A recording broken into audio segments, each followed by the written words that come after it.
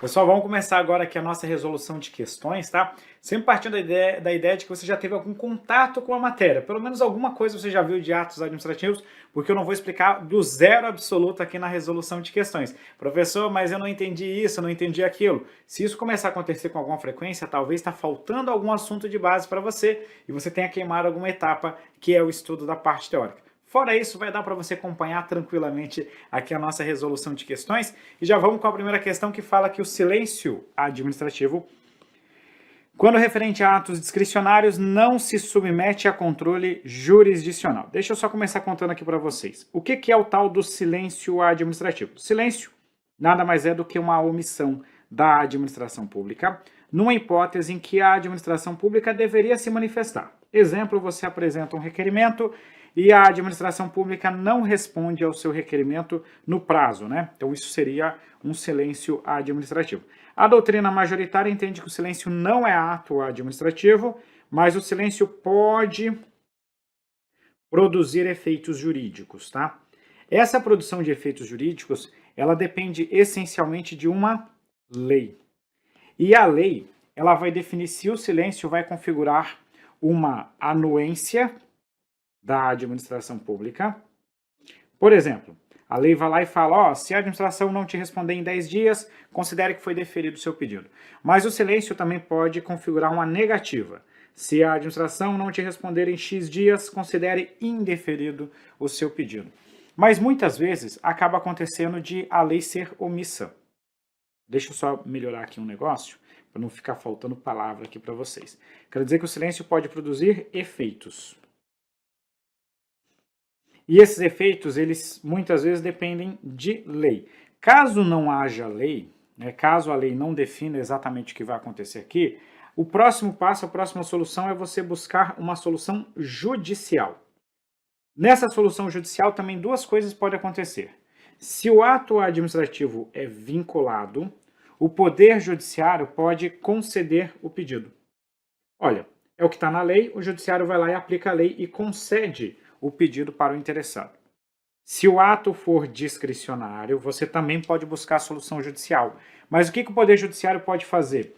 O Poder Judiciário pode determinar, pode fixar um prazo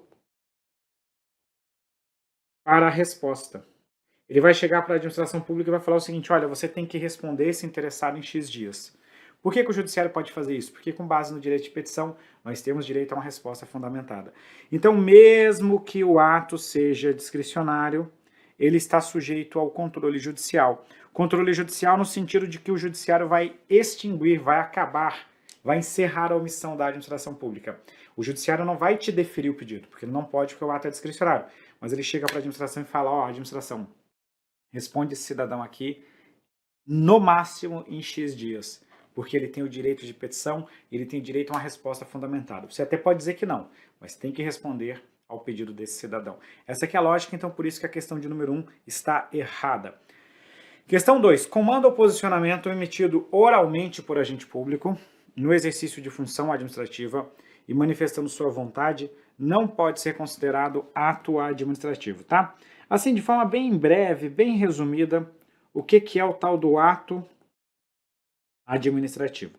O ato administrativo nada mais é do que uma declaração ou manifestação unilateral de vontade da administração pública. Essa vontade da administração pode ser o próprio Estado ou o particular que faça às vezes da administração pública. Essa manifestação unilateral, ela vai ter diversas formas. A forma, inclusive, é um dos elementos de formação do ato administrativo. E quais as formas que nós podemos ter? Em regra, o ato administrativo adota a chamada forma escrita. Em regra, o ato administrativo é escrito, porque nós temos uma mínima formalidade na atuação da administração pública. Só que o ato administrativo ele também pode adotar outras formas, desde que seja possível você fazer essa declaração unilateral de vontade da administração pública. Você pode ter oral, você pode ter por gestos, você pode ter por sons, e qualquer outro meio que permita ao Estado, à administração pública, a manifestar a sua vontade. É o que acontece, por exemplo, num guarda de trânsito. O guarda de trânsito tem apito, tem placa, tem gesto, tem voz. Tudo isso é manifestação unilateral de vontade do Estado. Quando o guarda manda você parar, é uma manifestação unilateral de vontade do Estado. É um ato administrativo. E ele manda você parar com um gesto, manda você parar verbalmente, manda você parar até mesmo com o som de um apito. E tudo isso é ato administrativo. Então, por isso que o item 2 está errado. Porque ele fala comando ou posicionamento oralmente emitido por agente público no exercício da função não pode ser considerado. Pode, em algumas hipóteses, pode sim ser considerado um ato administrativo, tá? Existem outros elementos que eu não vou trabalhar tudo agora, só vou colocar setinhas aqui para te mostrar que existem também outros elementos no conceito de atos administrativos, tá bom? Show de bola, questão número 2, errada. Questão 3.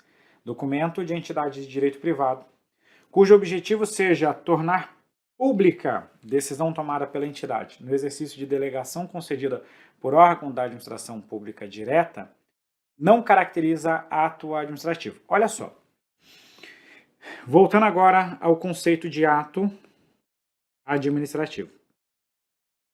O primeiro ponto que eu coloquei é que o ato administrativo é uma manifestação unilateral de vontade do Estado. Só que quando eu falo do Estado, pode ser o Estado, né, a administração pública, em qualquer dos seus poderes, pode ser no Executivo, no Legislativo ou no Judiciário, que esteja exercendo a função administrativa, ou pode ser também quem exerce a função mediante delegação. São particulares que recebem a função estatal mediante delegação. Então, veja só, entidade de direito privado, cujo objetivo seja tornar pública a decisão tomada pela entidade no exercício de delegação concedida por órgão da administração pública direta, não caracteriza ato? Pode caracterizar um ato administrativo, sim. Então, por isso que esse quesito aqui está errado, tá? Por exemplo, vou pegar agora, não vou nem pegar um delegatário, vou pegar uma empresa estatal.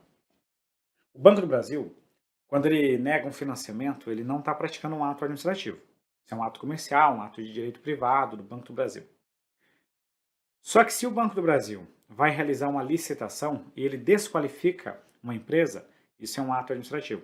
Se o Banco do Brasil, cumprindo a lei de acesso à informação, divulga uma informação exigida pela LAI, a Lei de Acesso à Informação, isso também é um ato administrativo. Então, mesmo a entidade de direito privado pode praticar atos administrativos, seja entidades administrativas de direito privado, seja entidades privadas que recebam a delegação do Estado para o exercício da função pública. Outra coisa do conceito de ato administrativo é que o ato administrativo produz os tais dos efeitos jurídicos imediatos, por exemplo, criando direitos, obrigações, etc. e tal. O regime jurídico do ato administrativo é o regime jurídico de direito público. Por isso que existe a supremacia do Estado, existem os atributos e etc. e tal. E todo ato administrativo está sujeito a controle judicial. Tá? Então, essas aqui são características do conceito de ato administrativo. Então, questão número 3, naturalmente errado. Próxima questão 4. Essa questão 4, ela mais ou menos reflete o que nós vimos aqui nesse resumo na questão de número 1. Vou até copiar o nosso resumo daqui para lá. Olha só. Vamos para a questão 4. Nas situações de silêncio, duas situações podem ser adotadas na esfera do direito administrativo. Aí ele vai falar aqui a primeira situação. Qual que é a primeira situação que ele diz que vai adotar? A primeira está atrelada ao que a lei determina em caso de ato de conteúdo vinculado. Então, se o ato é vinculado, por exemplo, o próprio Poder Judiciário pode conceder. Ou, às vezes, a própria lei já define qual que vai ser a consequência desse ato. A segunda, por sua vez, ocorre no caso de ato de caráter discricionário, em que o interessado tem direito de pleitear em juízo que se encerre a omissão, ou que o juiz fixe prazo para a administração se pronunciar, evitando dessa forma a omissão da administração, que é esse caso aqui.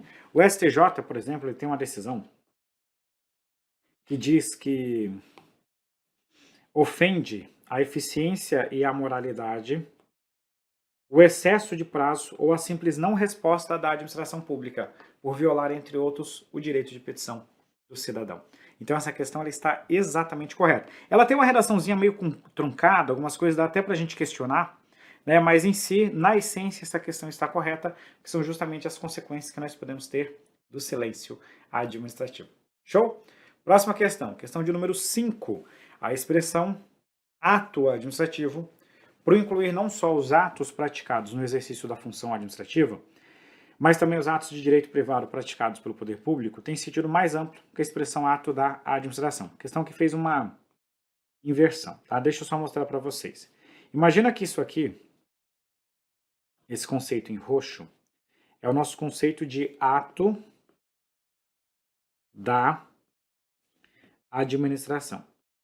Ato da administração é um conceito que tem um sentido amplo. Por que sentido amplo? Porque envolve toda a manifestação, toda a atuação da administração pública. Dentro desse conceito de ato da administração, nós podemos ter vários outros blocos menores, né? Nós podemos ter, por exemplo, os chamados atos privados. Opa, deixa eu melhorar aqui.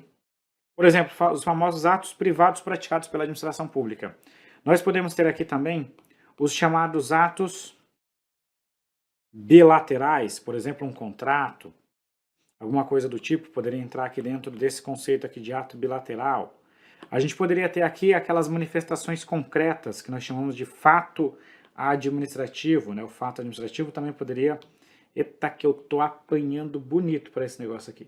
O fato administrativo poderia entrar aqui também dentro desse conceito que nós estamos colocando aqui. E assim sucessivamente. E nós vamos ter uma série de outros quadradinhos aqui.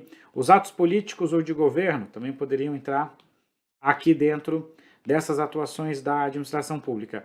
E a gente vai ter um conjunto de atuações da administração pública, que são aquelas atuações em que você vai ver a presença do regime jurídico de direito público. Seriam os nossos atos administrativos propriamente ditos. Então aqui, ó, eu coloquei vários atos, várias atuações da administração pública, só que só um conjunto dessas atuações, só esse menorzinho aqui, ó, seria atos administrativos. São aquelas manifestações unilaterais de vontade da administração pública praticadas sob o regime jurídico de direito público. Nós poderíamos ter aqui, ó, os atos privados. São aqueles que não têm as prerrogativas. Nós podemos ter aqui atos políticos ou de governo. Nós podemos ter aqui aquelas relações do Estado, que são relações bilaterais, como contratos e convênios. Tudo isso a gente vai colocando dentro desse conceito. Os fatos, os atos materiais, são chamados também de fatos administrativos, e assim sucessivamente. Só um bloquinho menor aqui é ato administrativo. Então, o que a questão fez? Ela inverteu. Ela falou que o ato administrativo inclui não só os atos do exercício da função administrativa, como os atos de direito privado. Isso não é o ato administrativo. Isso aqui seria o ato da administração. E aqui, a gente corta esse aqui, seria o ato administrativo. Perfeito? Então, com isso, a questão de número 5 está errada. Vamos ao próximo tópico, questão 6. A prefeitura de determinado município brasileiro, suscitada por particulares a se manifestar acerca da construção de um condomínio privado em área de proteção ambiental, absteve-se de emitir parecer. Nessa situação, a obra poderá ser iniciada, pois o silêncio da administração pública, o silêncio administrativo, é considerado ato administrativo e produz efeitos jurídicos, independentemente de lei ou de decisão judicial. O silêncio, ele não é considerado ato administrativo. Ele pode produzir efeitos jurídicos, conforme previsto em lei ou mediante decisão judicial, mas aí eu dependo da lei ou da decisão. Não é independentemente como está falando a questão. Então, mais uma vez, um item que está errado, tá? E com isso nós fechamos esse bloco inicial. Esse não é um bloco muito cobrado. A gente vê que aparece aqui em questão de concurso público. Dos elementos das expressões que normalmente aparecem em prova, só faltou fato administrativo nessa resolução de questões. Fato administrativo pode ter vários significados, como uma atividade material que decorre de um ato administrativo, tipo, ordem de serviço manda varrer, o gari vai lá e varre a rua. O varrer a rua é uma atividade material, decorreu da ordem de serviço. A ordem de serviço é o ato administrativo, o varrer é o fato administrativo. Uma determinação estatal mandando evacuar e derrubar um prédio. Evacua e vai lá e derruba o prédio. A decisão é o ato administrativo, a execução da decisão é o fato administrativo. Um segundo conceito de fato administrativo é aquele conceito que remete ao evento da natureza que gera efeitos jurídicos, como a morte de um servidor público. O servidor morreu, tem um efeito jurídico. Qual que é o efeito jurídico? A vacância no cargo, o familiar vai perceber pensão e assim sucessivamente. Então nós vimos nesse bloco o conceito de ato administrativo, o conceito de silêncio administrativo, o conceito de ato da administração e agora de forma oral eu trouxe para vocês o conceito de fato administrativo. Grande abraço para vocês e até breve.